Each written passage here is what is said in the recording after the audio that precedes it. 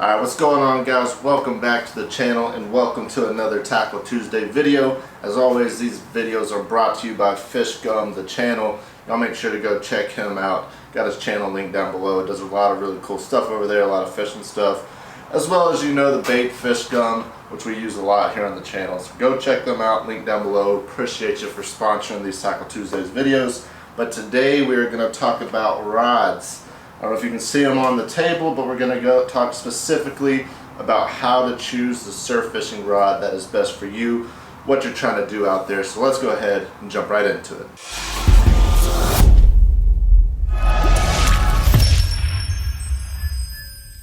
Alright guys, so there's a lot of things to consider when you're thinking about purchasing a new surf fishing rod. You really want to determine first what your main target species is going to be.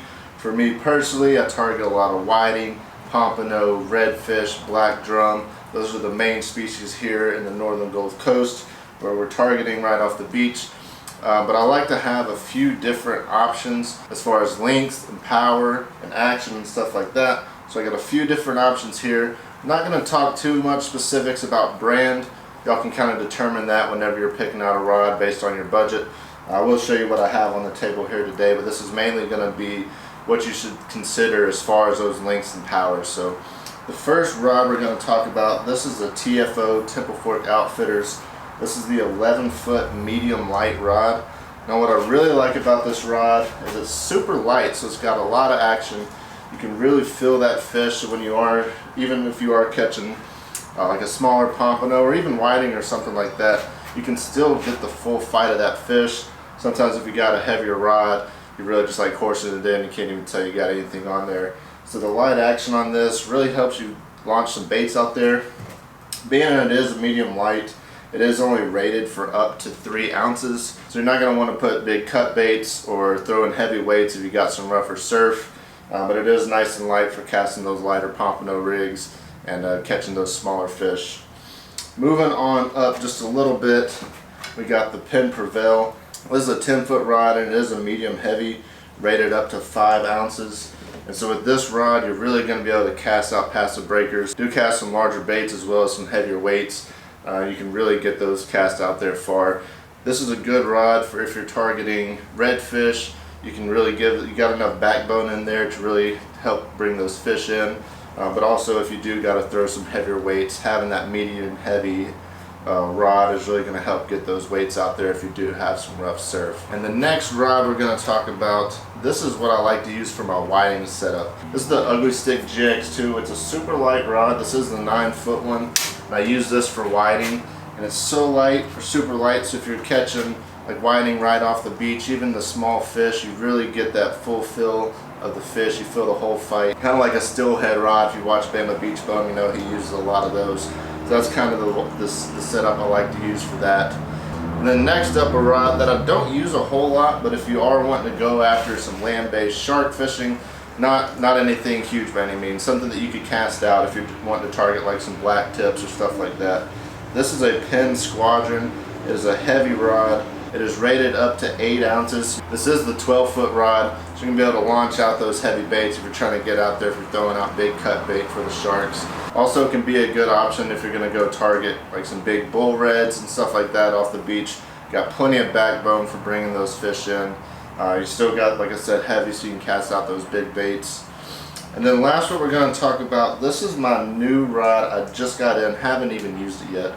This is a custom rod by Frisky Fins. He sent me a couple of these to try out, and this is an 11-foot rod. It's going to be that medium heavy range.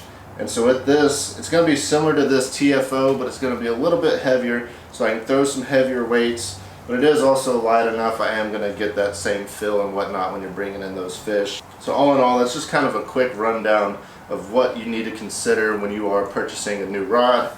So like I said, consider the type of fish you want. As far as lengths, when you're looking at them, I've really started, I had all 10-foot rods. That's kind of the main thing I was using. I just recently started using some 11-foots.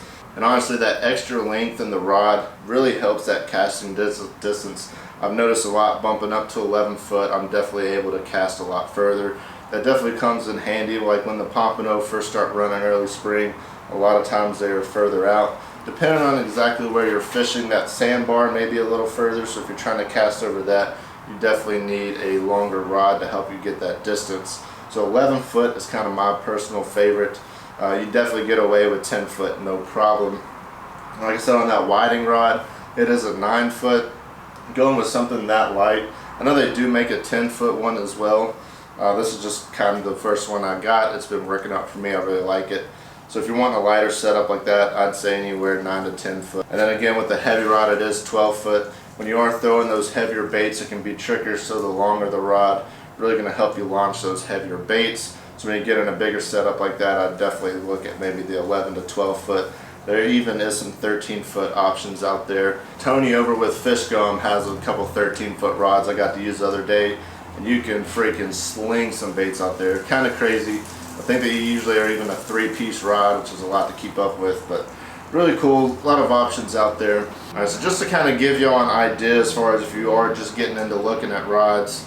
So kind of in the, I guess, the lower price range, if you are on a budget just trying to get into surf fishing, you can definitely hit up like Walmart or Academy. I know Academy has a 10 foot, like I think it's an H2O rod or something like that. I know a lot of guys have used and had a lot of success with, not many issues. As well as if you have an Academy branded product like that, they do have the lifetime warranty. So if something does happen or you break it or whatever, you can go take it in and get a new one, no big deal.